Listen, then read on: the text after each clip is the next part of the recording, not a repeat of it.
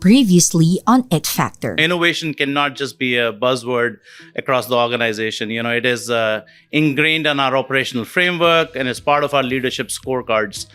So this is where we want to make sure that the culture is across the organization. And as we say, we put our money where our mouth is. There's increased investment directly from my office in TP in the Philippines to provide a budget for our transformation team to continue grow, do test and learns, do POCs and provide values for the client. I shared that I started as an agent, which was a couple of decades ago. And I think at that time there was very little data. So when I was a supervisor or as a manager, we had this big overarching processes and frameworks that we had to follow as ABC. And it was almost a fit-all approach because that was all that we know. But today we have access to literally whatever data that we need in our hands. When we look at the passion of our TP team members, we're able to see how that can be integrated very deeply into what services we provide for our clients. And so as we've seen the new technologies enter the workforce, our team members are really excited about that opportunity to be able to apply that. The conversation continues on It Factor. Let's jump back in with TP. The culture of test and learn, as you said, and the ability to invest has really taken you to your scale here in the Philippines. One of the, I would say, big players with a huge footprint with your 27 sites nationwide. You would not get to where you are without that culture. Now, you've been here how many years now? 16 years. 16 years. I'd like to understand the most valuable lessons that you have learned in your time here in the country. Well, there have been a plenty. This is what I call home, Philippines. I'm very proud of being in this country, embrace the culture fully. Even when I was in my previous role within this large ecosystem or family of TP, in a global role, I didn't move my base completely. I almost felt like my roots belong to Philippines. But it's important, as we run some of these transformation or in general projects of evolving ourselves as a company, first important thing is empathy. Empathy, from my perspective, drives innovation. Empathy does not just have the human side of it, but empathy means also understanding of our clients' processes. Successful projects, in my view, start at the deep understanding of customer needs. And that comes from having the empathy for our clients' businesses and challenging those overall existing status quo processes. And the other one would be, agility and adaptability. It are also important facets that we want to keep in way, like, for example, you test and learn. You have to be agile, you have to adapt and move quickly as we move forward. It's important through shifting priorities and an evolving ecosystem in the competitive mix that we are, not just in Philippines, but globally for our industry and the IT-BPM space. That agility is super, super important. And the other piece of more on the human side is, is to have synergies within our departments, within our companies. So the collaboration is a key driver of innovation. It's just not an agenda for our chief transformation officer or the transformation team. They're the facilitators. At the end of the day, all internal departments have to be bought in. And that's where I earlier mentioned about, it's part of our scorecards. It's something that we are fully invested in. We measure it, not just in my weekly staff meeting, but also part of, our monthly scorecards. So we've tried to operationalize it as much as possible so that we can be objective. We can objectively drive it. So I think in general, those have been the learnings on how, from an innovation perspective, we're driving business TP in Philippines and across the entire ecosystem of TP. I'm glad you mentioned agility because, one of the things I'm proud of about, how our industry has grown and matured has really been this impressive track record and growth trajectory. Regardless of, headwinds and natural disasters and even the 3-year pandemic that we just went through, we still managed to grow 6 to 8% every year. How does TP plan to continue evolving its innovation framework to meet, some of these upcoming future challenges and opportunities? I think there has to be a desire to want to continue to understand the landscape of your clients and your customers, understand their needs are, and to want to innovate from that. I think today we have a much better understanding of, instead of employing pure generalists, I would say that in the past I was probably more of a generalist because that was where I grew up with, in a phase in the industry where it was very process driven. But today we understand that there are people that are truly experts on their field. And so if we hire a diverse group of people who are experts on utilization of technology, understanding of analytics to better harness the data, understand the landscape of healthcare, for example, or travel or tech, and be able to speak to that language, understand that language, then we're able to anticipate what those needs are because we understand that world. We're leading it in the forefront versus sitting and waiting for customers to tell us what the next steps are. What's probably new today is the availability of data and the speed of how we get it. So if we want to innovate, we can innovate fast. As an example, in the past, we would interview an agent and we would completely assess an agent's skills based off of experience, maybe, ability to communicate and articulate. Yeah. Today, that's not enough. Yes. But we have tools available that could numerically tell us whether an agent is great for healthcare. I can tell you now, and I can tell my clients today that maybe even 2-3 years ago, they will insist that travel experience is foremost and the most important requirement to hire an agent for a travel program. Today, I can tell them it's not.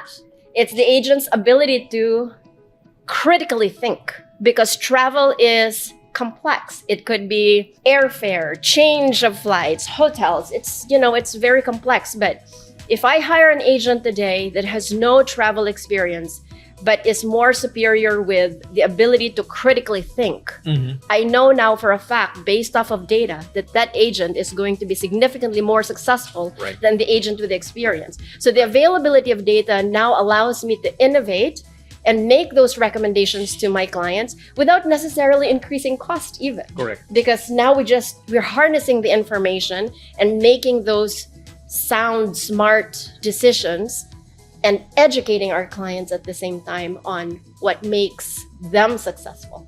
Sounds like it's a combination of these soft skills like critical thinking, comprehension, problem solving, combined with specific domain skills. Right. These are the skills you're going to be looking at. Yes. But that's just an example. Like in healthcare, for example, we know that an agent who critically thinks, maybe who scores higher critical thinking, is going to be a lesser performer than an agent who scores high on empathy, because healthcare is big on empathy. And so we now are able to leverage those and be very surgical with who we hire, how we hire, and make those specific recommendations to our customers. Or because of the availability of accent neutralization tools, we employed an accent neutralization tool to a South Korean client, one of the biggest manufacturing conglomerates in South Korea. And immediately we saw an 8% boost in efficiency and a 46% increase on brand loyalty alone. We didn't change the skill set of the agent. We didn't change the training. We just removed the accent, so it's more neutral. So there's so many available tools in the market today that if we truly understand and know how to harness it and get those conversations going with our clients, then I think there's nothing secret about it. In my conversation with Rahul, he did emphasize this test and learn approach, which I think is a very powerful thing. Experiment, learn from those lessons, and that's the way to power through and continue growth here in the country. So my next question is, from a people perspective, what are the reasons to continue to invest? For TP to invest in the Philippines, and after all, it's not just India and the Philippines anymore. We have these emergent IT-BPM destinations like Egypt and Poland and South Africa. Why PH? Great question, Jack. I mean, TP is so invested in the Philippines, and we've been committed to the Philippines since 1996. But we're also a global organization, and we understand that the globe will have needs all the different continents. But why TP? Philippines, at the end of the day, we're looking at building emotional intelligence, and the Philippines is deeply connected to emotional intelligence. I saw a study recently that showed that the Philippines ranks on the higher end of a population that's connected to their emotions. And that's an exciting opportunity for our clients to tap into. It means that in a country where people put emotions at a very high pedestal in their lives, and we know that emotions are going to become even more important in decision making and in providing services, this is an opportunity for the Philippines to capitalize on that. So TP Philippines, because our emotions are very important to us, is going to be a differentiator for the future. I really like that because that plays into the strength of the Filipino agent. Yes. Emotional intelligence, EI, that's what we are renowned for. Yeah. In this transformative age of technology, you still need the human touch. Indeed. That's something we truly and firmly believe in. How does TP ensure that your solutions are scalable and not investment sinks? I mean, TP is such a big global player, not just here in the Philippines, but globally. So there's a lot of resources involved here. So Yeah. how do you make that decision? Yeah, sometimes we don't always know. And that's why it's important that we do test and learns. But I think even before we go through test and learns, we want to understand what is the big strategy and objective to want to innovate or implement something. Is it for cost arbitrage? Is it to improve efficiency? Is it to improve quality, not so much on cost? Before we really decide what we want to implement. And again, it's tailored to the needs of a specific client, the requests of a specific client, the goals of a specific client, so that we are fully aligned with what those are. And once we have a clear understanding of what those are, we in TP believe that we do test and learns, and that we encourage our people to not be afraid to do it, to fail fast and learn fast. Because if we fail fast, we know right away what doesn't work. Yes. Then we can tweak Yes. and fix it and test and learn again. And if we finally feel like none of that is working, then we can just discount that and move on to the next versus doing it over and over and over.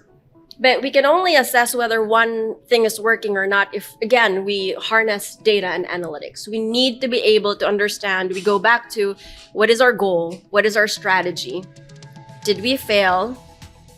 And what is our success measure? How do we measure that return of investment, whether Correct. that's for cost arbitrage or that's for increase in quality, regardless of whether maybe there's an increase in cost, but what do we get in return? What is our objective, and how do we measure that ROI before we decide that it's something that we could truly scale? But I think what I really want to focus is do multiple test and learns and have a much faster and a better understanding of what doesn't work, fix it, figure it out, redo, and then make the decision based off of what your data says and how you're able to measure it and what the success measure looks like. It Factor will be back after these messages. For TP in the Philippines, the first half of 2025 was marked by evolution from branding to performance. Because standing still is never an option. Starting the year with a bang was the kickoff CEO Town Hall. We launched TP Prime, our very own leadership development program for high potentials, ranked 8th place in the Philippines' best workplaces list. With the launch of TP Clinical Academy, we're investing in patient-centered customer services in healthcare. With the ongoing series of town halls across TP sites, we prioritize the heart of the organization, our people. We championed inclusion and diversity as we participated in Pride Month's festivities across the nation. The first half of 2025 was a testament to how we show up strong, united, and always moving forward. At TP in the Philippines, we evolve with tenacity and purpose. We never underestimate the value of being there. Change is constant, but one thing has remained consistent. TP in the Philippines is a great place to work, and that's 8 consecutive years since 2018.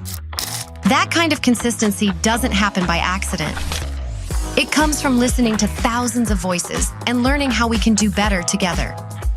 There's no perfect workplace, but we can be that workplace that evolves, adapts, improves, and puts people at the center every single day. Our job is to build more than performance. We build trust. We build a people-centered culture. We build communities and careers. This recognition will remind us to continue to show up and be present, improve and evolve, and keep earning the trust of our people every day. 8 consecutive years of being certified a great place to work is something we're truly proud of, and we're taking the challenge to thrive beyond greatness.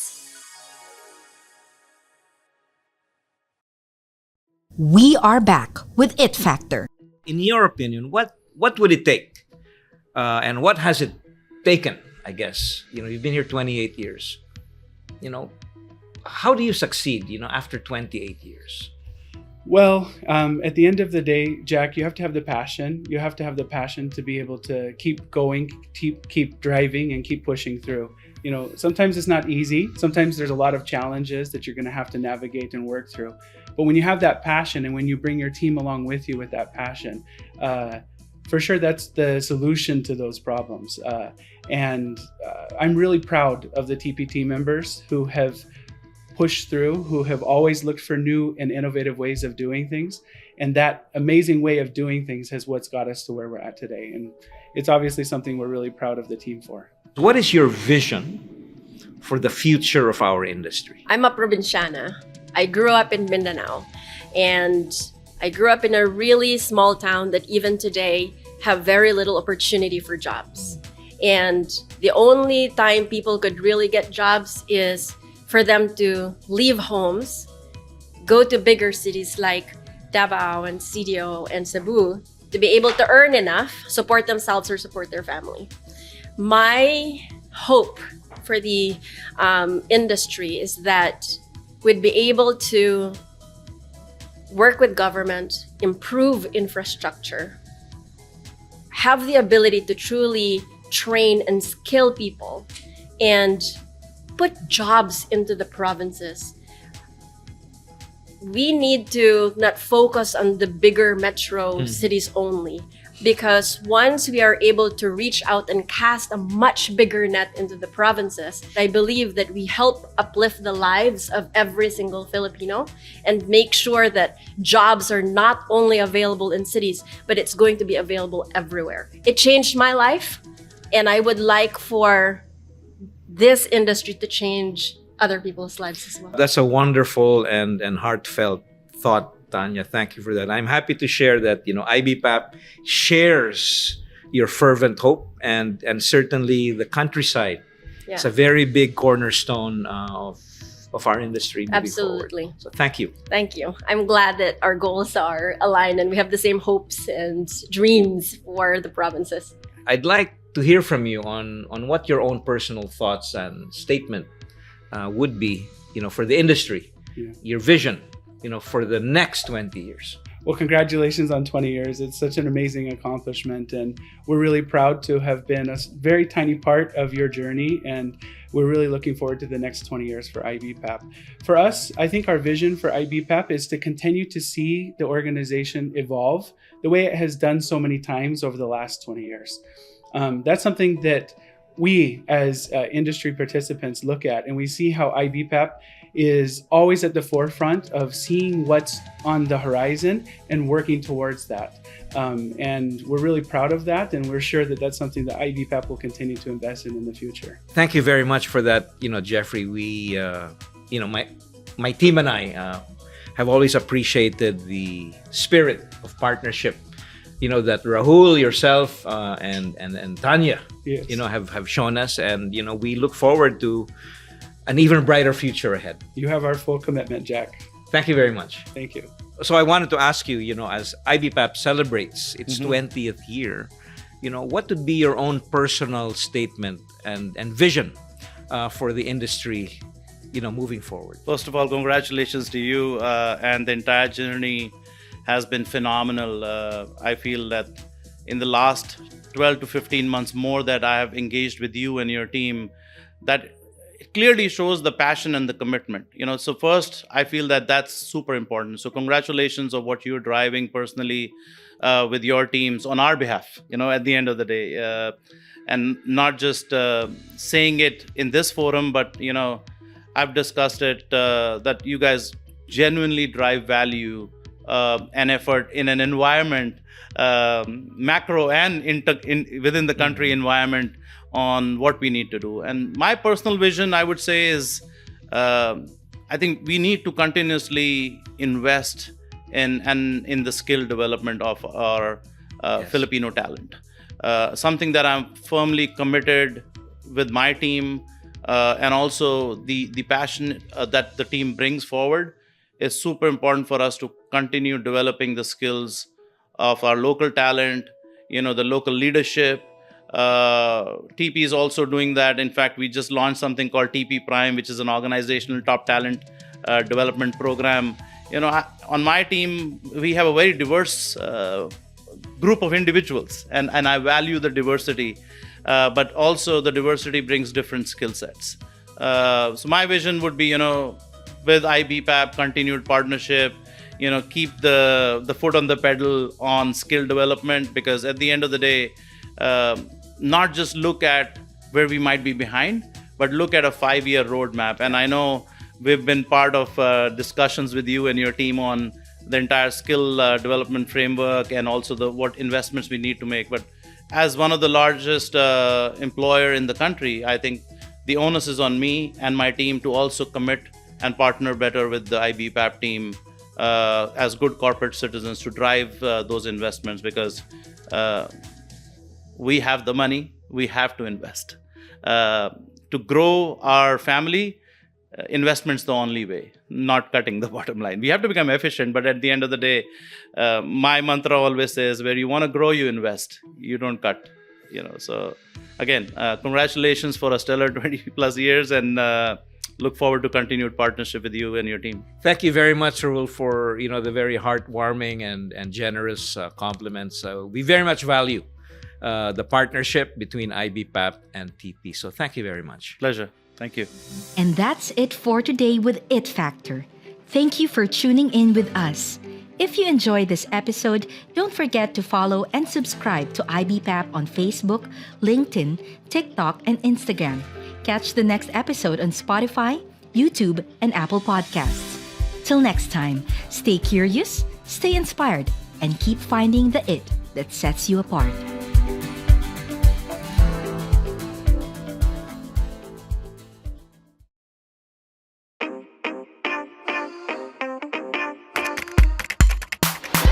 That's information technology and business process management. We are coders and programmers, agile animators, illustrators, auditors, analysts, from consultants to managers, nurturing nurses and doctors, data developers and testers, VA smiling CXRs and artificial intelligence engineers. Oh wait, there's more. We are problem solvers and number crunchers. We speak in several languages, including Java, Python, Cython, and so on. And on and on and on. We create heroes and villains. We gain experience and level up in life.